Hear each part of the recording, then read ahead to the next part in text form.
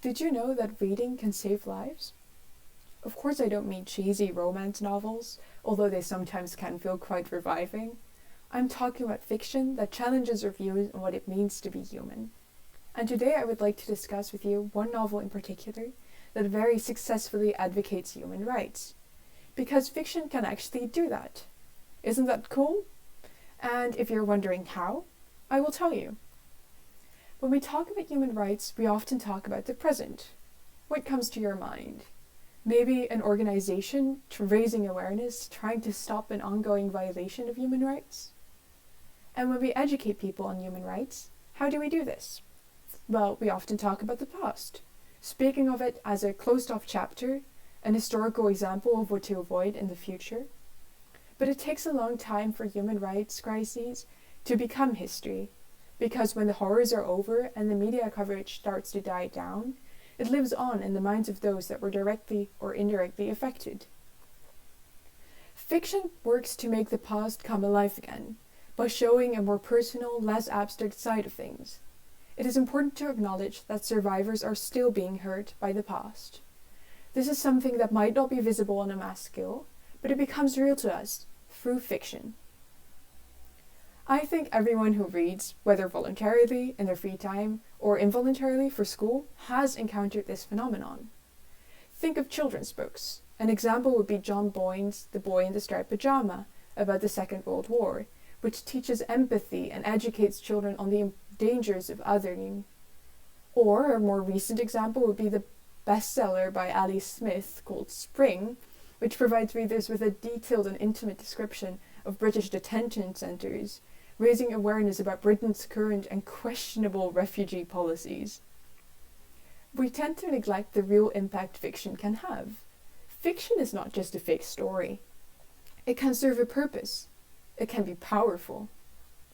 It was only recently that the extent of fiction's possible impact in advocating human rights dawned on me, which was when I picked up a book by the Canadian author Madeleine.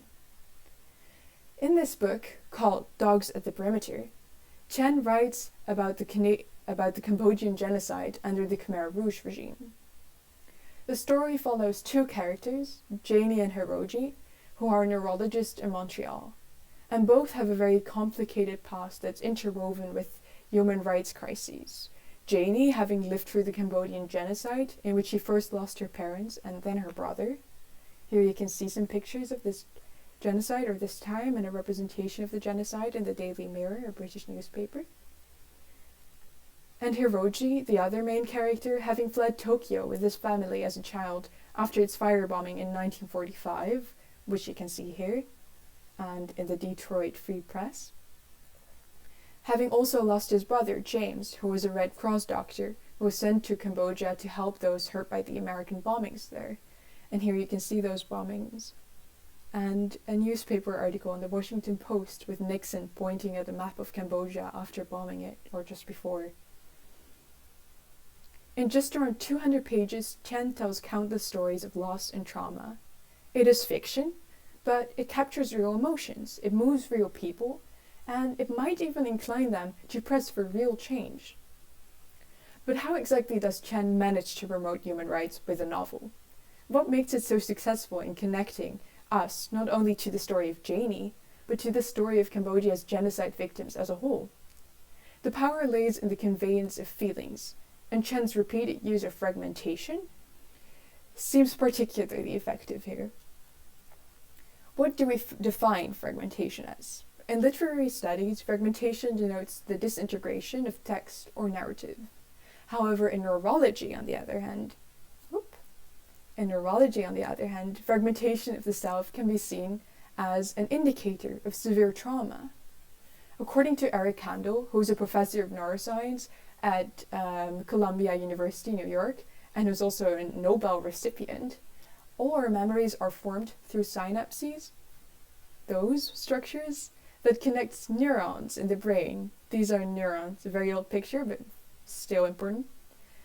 These connections are what make us us, but they can also make us into someone else. Traumatic experiences can lead to the erosion of synaptic links and inhibit a person's ability to recall parts of their own past, of their own memories, thus fragmenting the self. This condition is called dissociative identity disorder.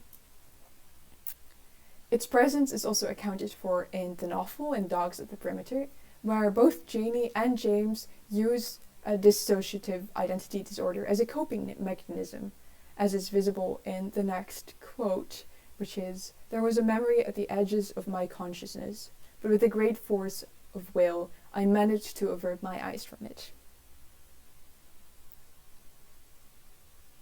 Dogs at the Perimeter emphasizes these extensive neurological effects, both through the presence of neurological discourse, because both Hiroji and Janie are neurologists, as well as for the description of dissociation symptoms that some of the characters suffer from. The following quote, for instance, shows Janie's attitude towards her splintered self. "I have too many selves, and they no longer fit together." Chen also uses the literary technique of fragmentation to mimic this neurological manifestation of trauma. She does this by using an apparent narrative structure. Its most significant feature is the fragmented chronology, which means that the narrative time alternates between the past, which is Cambodia during the reign of the Khmer Rouge, and the present, mostly modern-day Canada. The task of connecting the story's pieces is left not only to Hiroji and Janie, who are figuring out their past, but also to the reader. And this can make for quite a tricky reading experience, can be slightly confusing, but it quite accurately simulates the experience of trauma as explained through neurology. The narrative is additionally interrupted by memory slivers labeled fragment at their opening and marked end at their closing. Here you can see them. These passages seem to exist separately from the novel's main narrative, and this not fitting in exactly again underlines the disintegration of memory and of the self, fragmentation.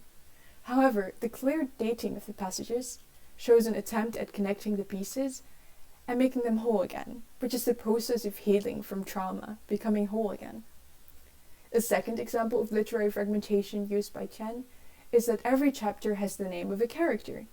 However, many of the characters have different names during different periods of their lives.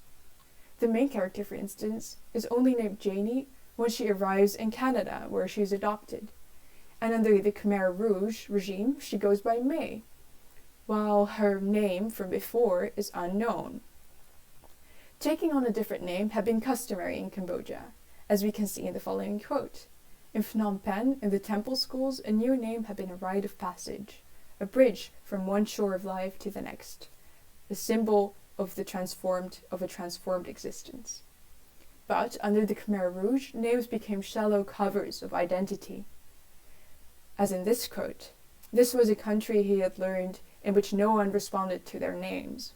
Names were empty syllables, signifying nothing, lost as easily as a suit of clothes, a brother or a sister, an entire world. The use of different names also shows the more universal effect of trauma. Hiroji's brother James, for example, goes through comparable name changes, which go hand in hand with the traumatic periods in his life. Chen's thoughtful use of names to fragment the stories of these different characters clearly shows the fragmentation of the self as the result of trauma. So, we have identified the fragmentation of the chronology and that of the individual characters' stories as successful uses of fragmentation. But what makes these so successful is their interaction with the readers. There are two significant effects of fragmentation I want to discuss. The first is the choice of using the fragmented narrative structure to represent the feelings of trauma instead of just using words, which can be limited in evoking certain emotions within the reader. A study that was done in the book's neuroscientific discourse puts this very well, stating that the narrative serves as, I quote, an alternative means of transport to awaken the reader's emotions. I think that very fittingly summarizes this use of the fragmented chronology by Chen.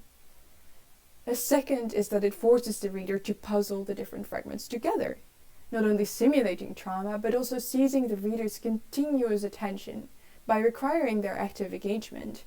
It makes the story and all its messages all the more effective.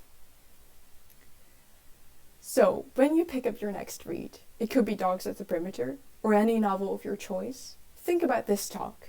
And when you are gradually getting absorbed into the story world, that great feeling, also take a moment to think and reflect on the real world in which we are connected by words and by stories, in which fiction is powerful.